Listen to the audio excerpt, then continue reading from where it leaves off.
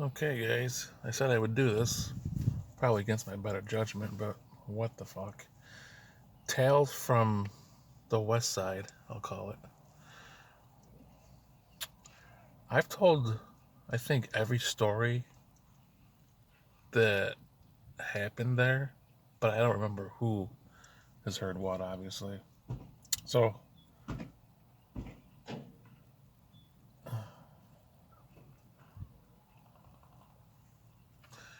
people, uh, I'll give you a story. I'll try to make it as quick and thorough as possible.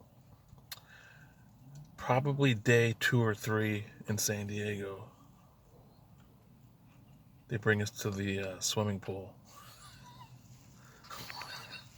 It's so pathetic, sad, and funny now. They bring us to the swimming pool. This thing is a fucking monster. It had to be an Olympic-sized pool.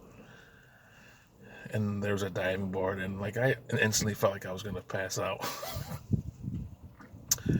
And I don't remember if it was our actual drill instructors or if it was like a pool dude. But I remember being like a bunch of. It seemed like everybody was in shape. About 5 or 6 guys standing around the pool, and then the instructor. And I remember it couldn't have been our drill instructors. They would have no reason to be there, I guess. Of course, everyone, no matter who's running what, is just a badass, yelling at you, whatever. I guess it's part of the plan. But but before he started being a dick, he was like, "Is there anybody who really does not believe that they can do this?" Well, I say this: it was to jump off this diving board, which I can only compare to Greg Louganis.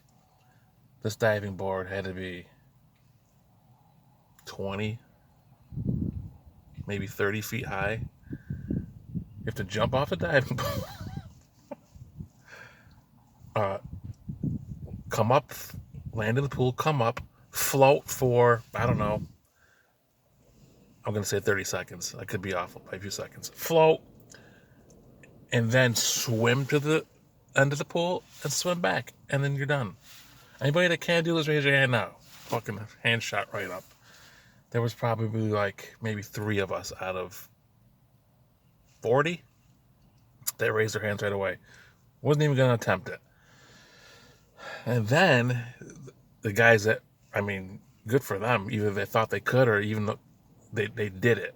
I would say about another 10 people didn't do it.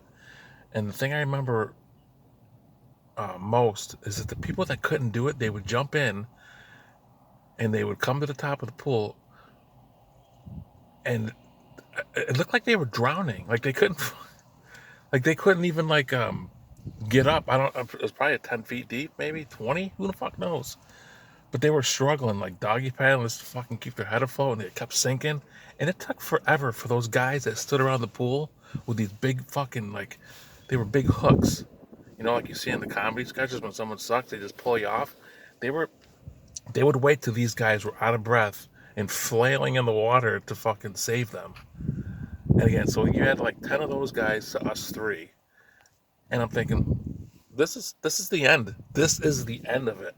Like it ends today. I tell everybody here that this was a mistake. I'm fucking going home. So before that, they're like, okay, you fucks, you fucking pussies that can't swim, get your ass in the 4-foot end. Everybody else had gone to lunch or whatever. And we're standing in like the 4-foot end, and 18 to 20-year-old men fucking holding on to the edge of the pool, kicking. And then I think like 5 minutes into that, like they had us on our back trying to float. And I said that I just reacted because I'm thinking to myself, even if I become a great swimmer, which I knew I wasn't, I am not fucking ever jumping off that diving board. I stood up and I said, I'm leaving. It's like, what? Oh, I gotta tell you this too. My recruiter, her name was Bill, I remember. The most important thing he told me, which I'm sure, I don't know why, I guess I had to tell you. Like, dude, they're gonna get in your head. And just so you know, it's 1989. They cannot touch you anywhere. They can threaten the shit out of you. They can get in your face. They will not touch you. They will be fucked if they ever touch you. They're not gonna touch you. So that came in my head, and like, what am I doing? I'm never jumping off that fucking diving board ever, ever. And I said, I'm leaving. And I remember walking. Where the fuck was I going? I don't know where the fuck I went. To change or something? Into the locker room to change? And I heard him saying, "You motherfucker, get the fuck back in here." I'm like, I don't give a fuck. I'm just gonna keep going. And that was the end of it. That was like a part of my mind. I was like, yeah, I'm gonna see if I can do this. But I was like, I'm going to fuck home. I don't know how long it's gonna take me. I'm going to fuck home. And again, they cut me in that holding. It was like a prison because there were people that were like actually mentally fucked up, people that were sick, people that had whatever, I forget. They put me in there, sending me to fuck home, but you had to wait for. I mean, I was there 23 days. I must have been in that place at least half the time, maybe 10 or 11 days. But they actually gave you jobs and shit. You had shit to do. You had to be on call at night, on watch, or whatever it was called. So, but I knew I was going to fuck home, so I was much more. I complied a lot more, I guess I would say. So that's that story. The swimming pool was a fucking mess. Fuckers. You can see that. All right, that's my tales from the West Side. I don't know. I think I probably have a few more. We'll see how this one goes over. All right, guys. I'll talk to you Friday. See ya.